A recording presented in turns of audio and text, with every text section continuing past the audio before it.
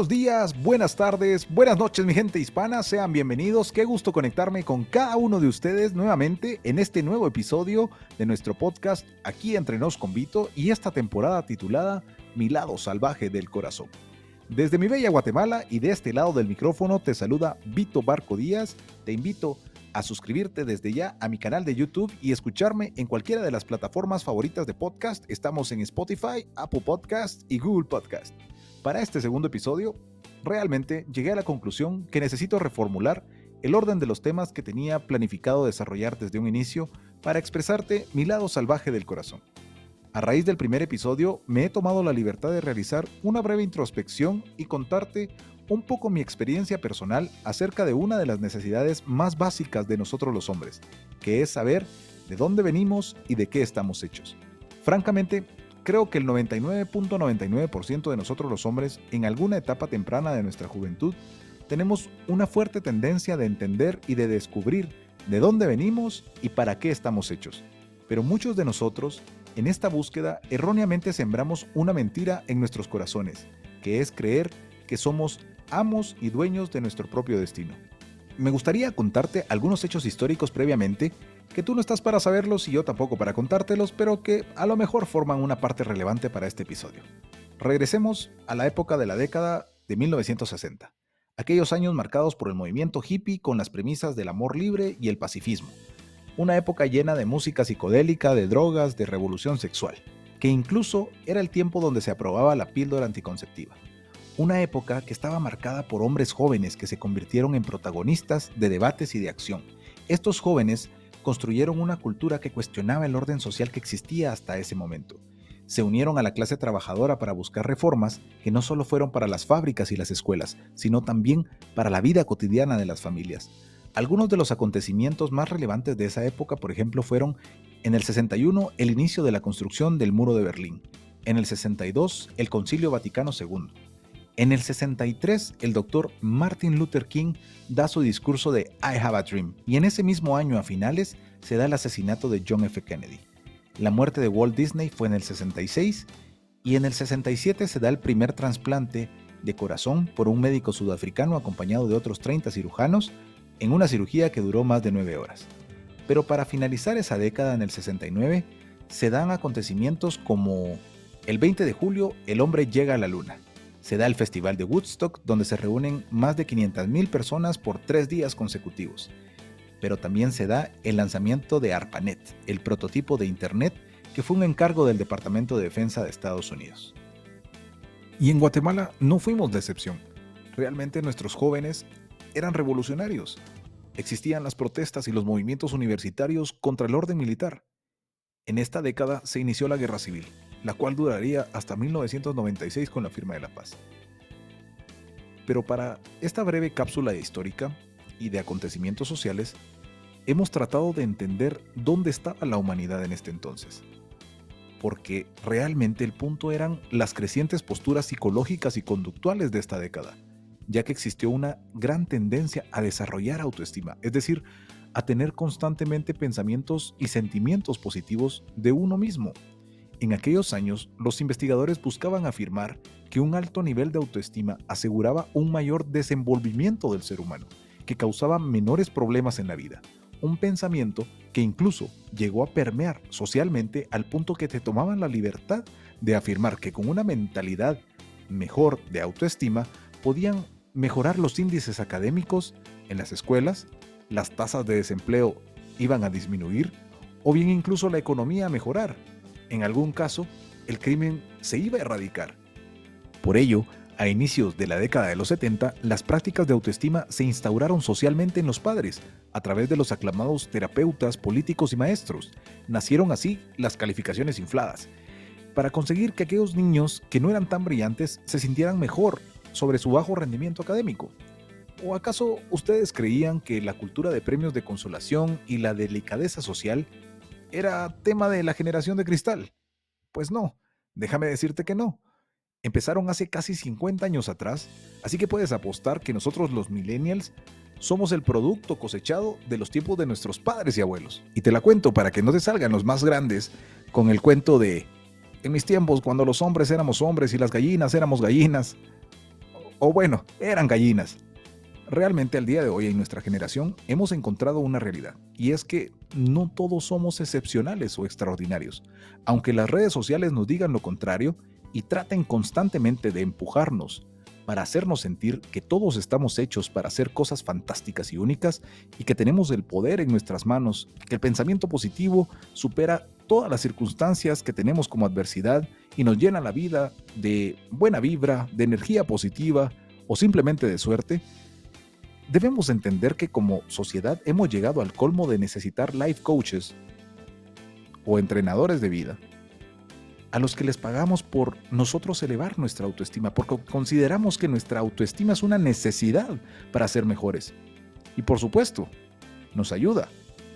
Pero hemos contratado a jóvenes menores de 25 años que a lo mejor todavía no han logrado nada sustancial en su vida y que ellos mismos están en un proceso de autoevaluación para sentirse especiales y únicos, y por eso buscan ayudar a otras personas. Y es por eso que autores literarios como Mark Manson nos comparten que el simple hecho de sentirte bien contigo mismo en realidad no significa nada menos que tengas una buena razón para sentirte bien contigo mismo. Él comparte que la adversidad y el fracaso de hecho son útiles e incluso necesarios para desarrollar adultos exitosos y fuertes en términos psicológicos y emocionales. Una idea que a mis 34 años, pues realmente trato de validar constantemente. Y es el hecho de que mis logros académicos no me definen, tampoco mi salario o los premios empresariales o individuales que tenga, el número de seguidores o la aceptación social que genere mi forma de ser, pensar o incluso de hablar. Aquel que me dio mi identidad, diariamente me afirma. No me envía comentarios de felicitación por YouTube, Facebook, Instagram, Twitter o incluso algún correo de felicitación. Tampoco sube fotos de mis logros o le da like constantemente a mi vida cotidiana. Ese que me define, nos define a todos. El problema es creerse con el derecho a todo. Eso hace que las personas necesiten sentirse bien consigo mismas todo el tiempo, a costa de quienes se encuentren a su alrededor. Este tipo de personas gasta todo su tiempo en ellos mismos, sin importar a quienes lastimen en su paso, de forma consciente o inconsciente. ¿O acaso no vivimos dedicando nuestro tiempo a ver y entender qué se necesita para ser como aquellas personas exitosas, famosas, millonarias o estéticamente atractivas, para cumplir los parámetros sociales que requerimos por otros grupos de personas, por el mercado que está lleno de marketing que te vende una idea idealizada de para qué estás hecho y cómo debes ser, vestir, pensar y actuar para sentirte bien contigo mismo? Todo ese ruido a nuestro alrededor no nos permite detenernos a pensar si realmente estamos bien con nosotros mismos. ¿Acaso no analizamos aquellas cosas que sí debemos valorar y apreciar de nuestra propia vida? Lo bueno, lo malo, lo divertido, lo aburrido, lo fácil, lo difícil, lo espontáneo y rutinario. No nos detenemos a aceptarnos a nosotros mismos con cualidades y defectos, o incluso a nuestras propias parejas, a comprendernos, a pulir nuestras virtudes y cualidades, a corregir nuestros errores, a perdonar y pedir perdón, pero sobre todo a vivir las verdades del diseño de nuestro propio corazón. Y esto nos lleva a la siguiente verdad, que se descubre al entender que Dios es el amo de nuestro destino, que someternos a Él diariamente nos trae gozo, propósito y verdaderas riquezas. Ninguno de nosotros se creó a sí mismo. Nuestros tiempos realmente están en sus manos. Por ello nos tomamos esa posición de gratitud y humildad cuando oramos. Pero te invito a detenerte a pensar y analizar que todos estamos bajo la misma tentación, de mirar el trabajo que hacemos, la riqueza que hemos acumulado, los títulos que tenemos, la casa en la que vivimos o el auto en el que conducimos. Y vemos que todo esto simplemente es fruto de nuestra labor. Un monumento a nuestra propia grandeza o un reflejo de nuestra propia seguridad, capacidad, positivismo o incluso autoestima. Nuevamente citando a Mark Manson, él menciona que una persona que de verdad posee una alta autoestima es capaz de analizar las partes negativas de su carácter con franqueza y después actuar para mejorar. Pero la gente que se siente con derecho a todo es incapaz de reconocer sus problemas de una manera abierta y honesta. Es incapaz asimismo de mejorar su vida de una forma significativa y duradera. persiguiendo siempre una sensación de grandeza una y otra vez, acumulando niveles de negación. Pero, como coloquialmente se dice, a todo coche le llega su domingo, es decir, tarde o temprano la realidad pega y es cuestión de cuándo y qué tan doloroso va a ser para estas personas. Por eso hablaba de los juicios y los prejuicios que las personas emiten contra uno, de aquellos que tratan de definirte y encasillarte en un grupo social, porque con el tiempo he llegado a entender que el ser humano en su mayoría ha entrado en una dinámica de autocomplacencia y una necesidad de aceptación social constante. Honestamente, yo disfruto ser alguien que rompe esquemas, ya que mi intención es hoy aportar un grano de arena y ayudar a otros hombres a ver algo de lo poco que he logrado y que me ha ayudado a mí mismo, a reunir diferentes perspectivas literarias que hagan sentido desde cualquier horizonte mental, pero sobre todo tratando de honrar las verdades que Dios ha sembrado en mi corazón, a través de estos años de vida, algunas antes que otras más dolorosas y menos agradables, pero todos son producto de una misma verdad. Y para ser honesto, de aquí viene mi propio trauma, de una necesidad de aceptación, de probarme a mí mismo que soy capaz de hacer todo bien y de ser aceptado constantemente todo el tiempo, por aquellas personas que estimo e incluso amo, y por algunas que sinceramente no han merecido la pena. Es un sentido de validación que todos hemos sentido en algún punto. Por eso duele tanto el juicio social, por eso importa tanto la opinión en redes sociales, por eso hiere tanto la falta de éxito, de riqueza o incluso el fracaso relacional a largo plazo.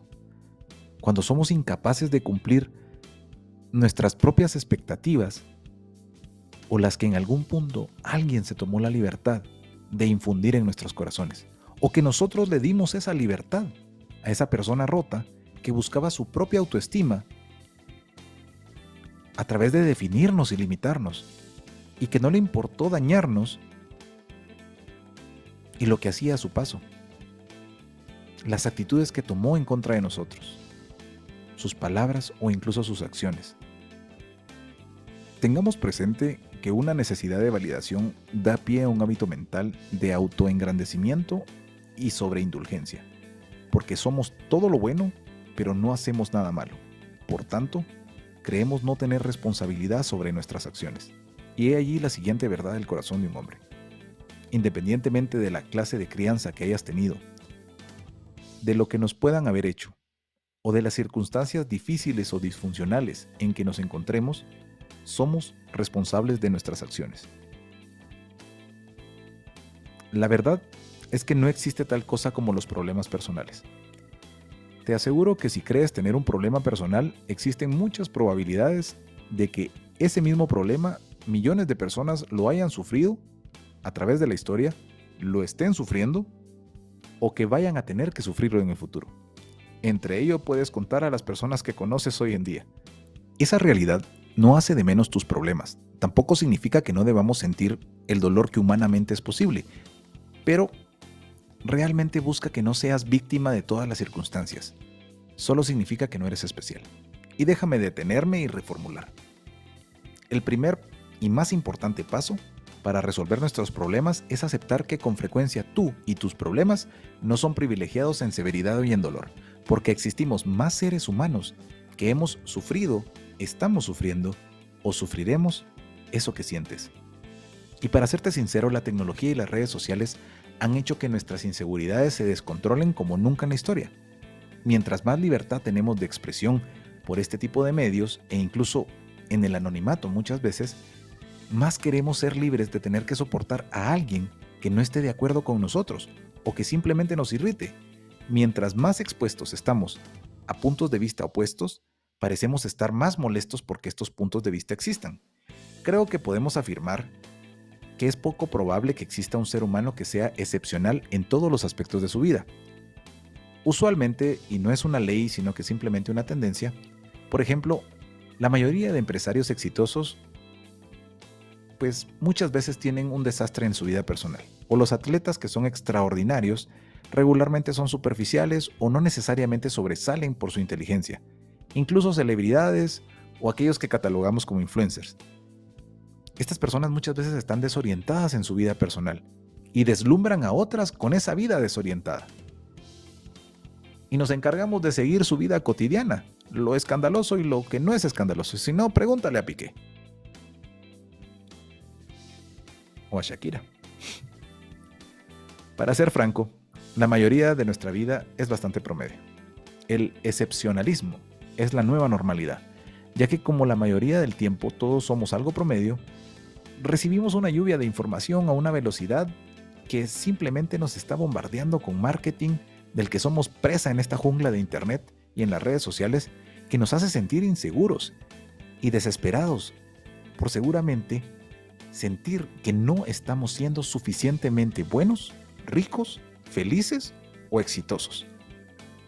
La realidad es que gran parte de nuestra vida no es excepcional, mágica, emocionante o extraordinaria. Y déjame decirte, eso está bien.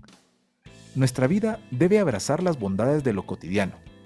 Y en ese proceso descubrirás que ser la revelación del año o el hombre más valioso de la temporada únicamente genera estrés y ansiedad por siempre sentirte inadecuado, insuficiente o en una constante necesidad de probarte a ti mismo que vales por lo que haces o por cómo lo haces. Para ir terminando, te invito a desarrollar un aprecio por las experiencias básicas del día a día. Los placeres de una amistad sencilla y sincera. Ayudar a alguien porque simplemente lo necesita. Leer un buen libro o reírte con alguien que te importa. O bien, escucharme cada semana en este podcast. Recuerda, y cito a Robert J. Morgan en su libro Preocúpate menos y vive más.